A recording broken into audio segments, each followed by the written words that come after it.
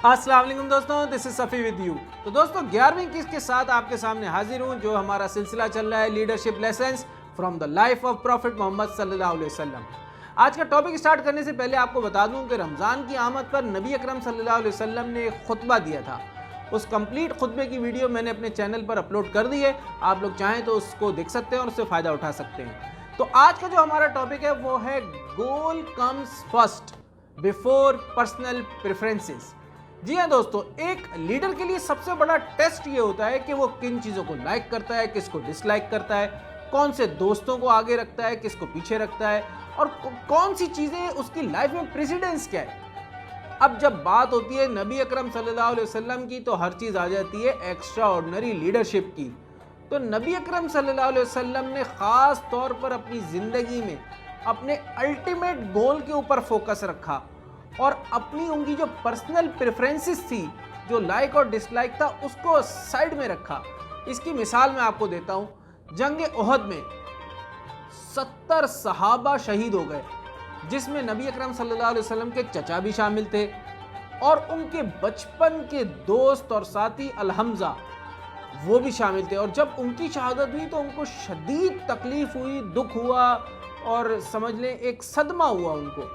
لیکن اس کے باوجود جو دو لوگ اس تمام چیز کے پیچھے تھے، ایک خالد بن ولید اور دوسرے تھے، ان کا نام ہے عمر ابن العاص۔ یہ دونوں جب بعد میں نبی اکرم صلی اللہ علیہ وسلم کے پاس مدینہ گئے اور انہوں نے اسلام قبول کیا، تو اللہ کے نبی نے ان کو معاف فرمایا اور جو ہے ان کو ویلکم کیا۔ کتنی بڑی بات ہے یہ۔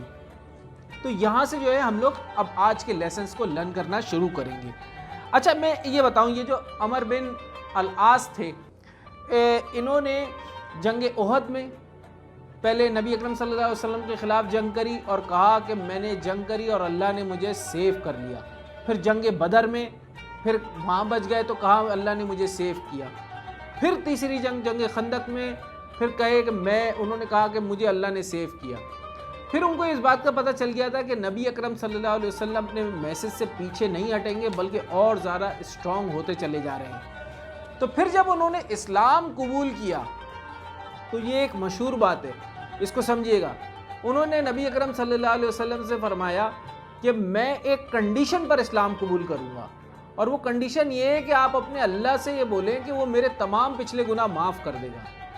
تو نبی اکرم صلی اللہ علیہ وسلم نے فرمایا، کیا تمہیں اس بات کا نہیں پتہ کہ جب انسان اسلام میں داخل ہوتا ہے تو اس کے تمام گناہ معاف کر دیے جاتے ہیں؟ جب انسان ہجرت کرتا ہے تو اس کے گناہ معاف کر دیے جاتے ہیں؟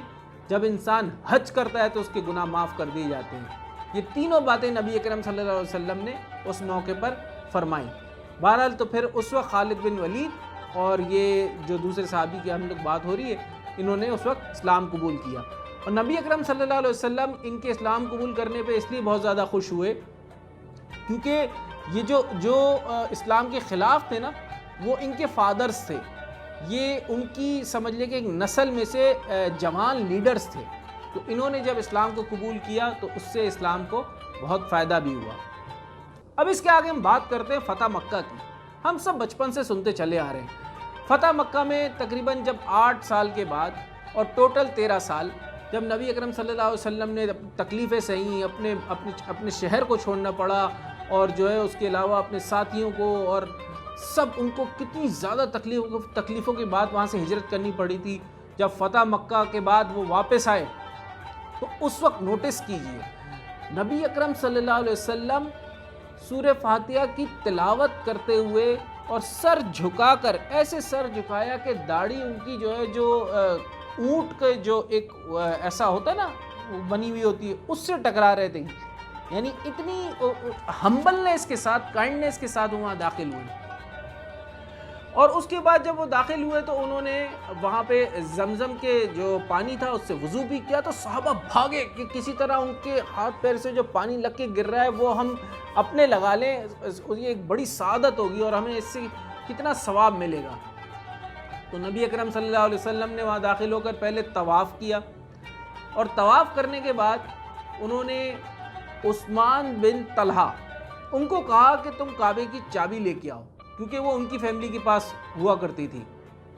اس کے بعد جب انہوں نے کعبے کو اوپن کیا تو عمر بن خطاب رضی اللہ تعالیٰ عنہ کو انہوں نے فرمایا کہ اندر یہ جتنے فرشتوں کے انہوں نے پکچرز بنائی ہوئی تھی، حضرت ابراہیم علیہ السلام کی ایسی پکچرز بنائی ہوئی تھی اور بت رکھے ہوئے تھے، تو وہ سب انہوں نے حکم دیا حضرت عمر کو ان سب کو مٹا دو، ان سب کو ختم کر دو۔ اس کے بعد انہوں نے حضرت بلال رضی اللہ تعالیٰ عنہ کو بلایا اور کہا کہ کعبے کے اوپر وہاں ایک کونے پر کھڑے ہو کر اذان دو۔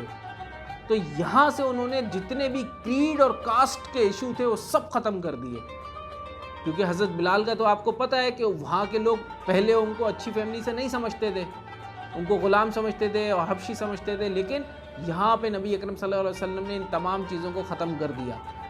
اس کے بعد انہوں نے مکہ والوں سے فرمایا کہ کیا سمجھتے ہو میں تمہارے ساتھ کیا کروں گا، کیونکہ وہ تو ان کے کیپٹیوز تھے اور وہ ان کو ایگزیکیوٹ بھی کر سکتے تھے، لیکن جو ہے انہوں نے وہ ساری تکلیفیں جو انہوں نے نبی اکرم صلی اللہ علیہ وسلم کو پہنچائی تھی اس کے باوجود بغیر کسی رینسم کے سب کو معاف کر دیا، سب کو معاف کر دیا، اور یہاں تک کہا کہ اگر ایکسیڈنٹلی کسی کی فیملی میں سے کوئی مر گیا ہے آج تو 100 اونٹوں کی اس کو بلڈ منی بھی دیا جائے گا۔ اب اتنی بڑی فارگیونیس سے ہوا کیا کہ وہاں کے لوگ جو ہے انہوں نے جب مسلمانوں کی عام زندگی دیکھی اور اتنی سعادت مندی دیکھی وہ سب مسلمان بھی ہو گئے، اور اس کے بعد وہاں سے اسلام سب سے تیزی سے بھی پھیلنا شروع ہوا، کیونکہ عام مسلمانوں کی زندگی دیکھ کر وہ لوگ جو ہے اسلام کی طرف آنا شروع ہو گئے تھے اور انہوں نے اسلام کو پھیلانا بھی شروع کر دیا تھا۔ اب یہاں جو بات میں آپ کے ساتھ کچھ بتا دوں، اچھا یہ کی بات آئی تھی، یہ ایک ایسی میں انکلوڈ کر دوں۔ آپ کو پتہ ہے یہاں ہر سال جو ہے وہ سیرمنی ہوتی ہے جس میں کعبہ کو جو ہے نا وہ واش کیا جاتا ہے، تو یہ جو چابی ہے نا یہ نبی اکرم صلی اللہ علیہ وسلم نے فرمایا تھا عثمان بن طلحہ کو دے کر کہ یہ اب ہمیشہ تمہارے پاس رہے گی اور تمہارے بعد تمہاری فیملی کے پاس رہے گی۔ تو آج بھی بادشاہت کے بعد بھی جب بھی اس کو کھولنا ہوتا ہے تو انہی کی فیملی کے ممبر سے چابی مانگی جاتی ہے اور ان کی فیملی کا ممبر آتا ہے اور چابی لے کے اور کعبے کو اوپن کیا جاتا ہے۔ تو ایک ایکسٹرا بات تھی، میں نے سوچا آپ کو بتا دوں۔ اچھا یہاں سے اب اس پورے واقعے سے جو لیڈرشپ، ایکسٹرا آرڈنری لیڈرشپ کا جو لیسن ہے سب سے بڑا وہ کیا ہے؟ وہ ہے فارگیونیس۔ نبی اکرم صلی اللہ علیہ وسلم نے اتنا سب کچھ ہونے کے بعد جو انہوں نے فارگیونیس کا جو ایک میسج دیا، معاف کرنے کا، اس سے پتہ لگا کہ بھلے ان کی ویلتھ چلی گئی تھی، ان کے کتنا نقصان ہوا تھا، ساتھی چھوٹ گئے تھے، اور وہ تمام ہم پچھلی قسطوں میں بات کر چکے، اس کے باوجود نبی اکرم صلی اللہ علیہ وسلم نے کائنڈنیس، ہمبلنیس اور فارگیونیس کی جو مثال قائم کی وہ قیامت تک قائم رہے گی اور کوئی اس مثال کو کے سامنے کھڑا نہیں ہو سکتا۔ تو یہی تو وہ باتیں تھیں جو ایکسٹرا آرڈنری لیڈرشپ کو نبی اکرم صلی اللہ علیہ وسلم کی ظاہر کرتی ہیں۔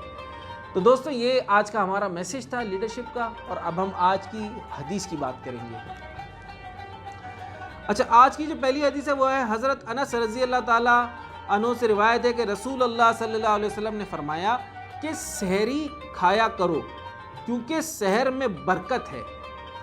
اسی کے ساتھ ایک اور حدیث ہے سحری سے ریلیٹڈ کہ سحری میں برکت ہے، اسے ہرگز نہ چھوڑو، اگر کچھ نہیں تو اس وقت تک پانی کا ایک گھونٹ ہی پی لیا کرو، کیونکہ سحر میں کھانے پینے والوں پر اللہ تعالیٰ رحمت فرماتا ہے اور فرشتے ان کے لیے دعائے خیر کرتے ہیں۔ تو دوستو جو کچھ بھی آج ہم نے پڑھا اور سنا، اللہ پاک ہم سب کو اس پر عمل کرنے کی توفیق عطا فرمائے اور جو ہے وہ دوسروں کے ساتھ شیئر بھی کرنے کی توفیق عطا فرمائے۔ آپ کا دوست صفی اللہ، السلام علیکم۔